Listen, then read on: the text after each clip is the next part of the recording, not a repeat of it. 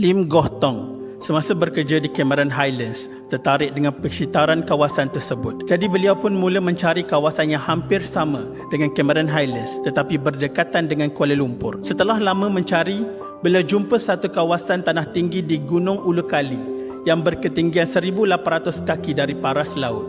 Gunung Ulu Kali terletak di tengah-tengah sempadan Selangor dan Pahang. Tidak semudah yang disangka kerana untuk melakukan sebarang projek kena melalui kedua-dua negeri ini. Jadinya, Lim Goh Tong telah memulakan langkah dengan bekerjasama dengan Tan Sri Haji Muhammad Noh Omar. Lim Goh Tong menubuhkan syarikat Genting Highlands Berhad dan melantik Haji Muhammad Noh sebagai pengarah. Lim Goh Tong berpakat dengan Muhammad Noh untuk memohon tanah seluas 12,000 ekar yang terletak dalam negeri Pahang dan 2,800 ekar dari negeri Selangor. Kerajaan negeri Pahang meluluskan permohonan Genting Highlands Berhad serta merta. Tetapi, Datuk Harun Idris yang menjadi Menteri Besar Selangor masa itu tidak setuju untuk meluluskan permohonan ini. Beliau hanya memberikan hak milik 99 tahun kepada Genting Highlands Berhad. Lim Goh Tong tidak setuju dengan pajakan 99 tahun. Sebaliknya beliau mahukan hak milik kekal. Akhirnya, Datuk Muhammad Noh berjumpa dengan Tun Razak yang ketika itu menjadi Timbalan Perdana Menteri supaya mendesak Datuk Harun untuk memenuhi permintaan Lim Goh Tong.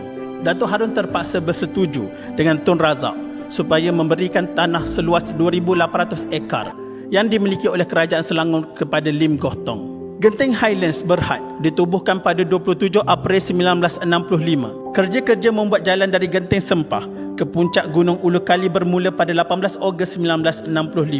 Dalam masa 4 bulan, semua proses permohonan tanah selesai. Tan Sri Noh Omar memiliki 602,318,000 saham dalam Resort World Berhad. Yayasan Noh memegang saham sebanyak 3,334,600 dalam Genting Berhad.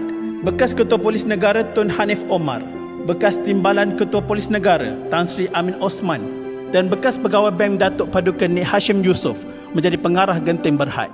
Buku The Three Swan ada menceritakan perjalanan tertubuhnya Genting Highland ini. Buku ini diterbitkan oleh MPH Group Sendian Berhad, setebal 320, ditulis Datuk Dr. Fauzia Abdullah.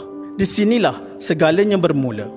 Setelah diperkenalkan oleh Tan Sri Haji Muhammad Noh bin Omar, Lim Goh Tong dapat menemui Perdana Menteri pertama Tunku Abdul Rahman untuk menerangkan kepadanya konsep untuk membangunkan Gunung Ulu Kali kepada sebuah pusat percutian. Setelah mendengar cadangan Lim Goh Tong itu, Tunku menyatakan kepadanya sememangnya menjadi hasrat kerajaan untuk membangunkan Gunung Ulu Kali. Namun projek tersebut tidak dapat dilaksanakan kerana faktor masa dan keuangan.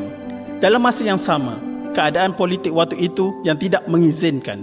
Tunku menyatakan kepada Lim Goh Tong bahawa sebelum sebarang pembangunan dapat dilakukan, satu jalan raya perlu dibina dari kaki gunung sehingga ke puncaknya. Berdasarkan kajian awal yang dilakukan oleh Jabatan Kerja Raya, jalan raya itu dianggarkan memakan masa 15 tahun untuk disiapkan. Tunku juga menyatakan tentang kesempitan keuangan kerana negara sedang mengalami konfrontasi dengan Indonesia. Jika kerajaan membelanjakan sebarang wang yang besar untuk membangunkan Gunung Ulu Kali, ia akan menerima kritikan daripada pembangkang dan ini akan menjadikan ia satu isu politik. Untuk mengelakkan kejadian ini, kerajaan merasakan adalah lebih baik diserahkan kepada sektor swasta untuk melaksanakan projek berkenaan. Pada pendapat Tunku, tawaran Lim Goh Tong tiba tepat pada masanya. Beliau meminta Lim Goh Tong untuk menyediakan satu kertas cadangan supaya beliau dapat mengkajinya. Dalam masa seminggu sahaja, Lim Goh Tong dapat menyiapkan kertas cadangan tersebut dan menyerahkannya kepada Tunku. Beliau nampaknya gembira setelah membacanya dan memberikan lampu hijau untuk meneruskan projek berkenaan. Pada 27 April 1965, Lim Goh Tong dan Tan Sri Haji Muhammad Noh membuka sebuah syarikat Sendian Berhad bernama Genting Highlands Sendian Berhad. Di antara tahun 1965 dan 1970, mereka membuat permohonan kepada Kerajaan Pahang dan Selangor untuk mendapatkan 4,940 hektar dan 1,110 hektar masing-masing terhadap tanah pegangan bebas. Dengan sokongan Tunku, Kerajaan Pahang dengan serta-merta meluluskan permohonan mereka, tetapi mereka menghadapi sedikit masalah dengan Kerajaan Selangor.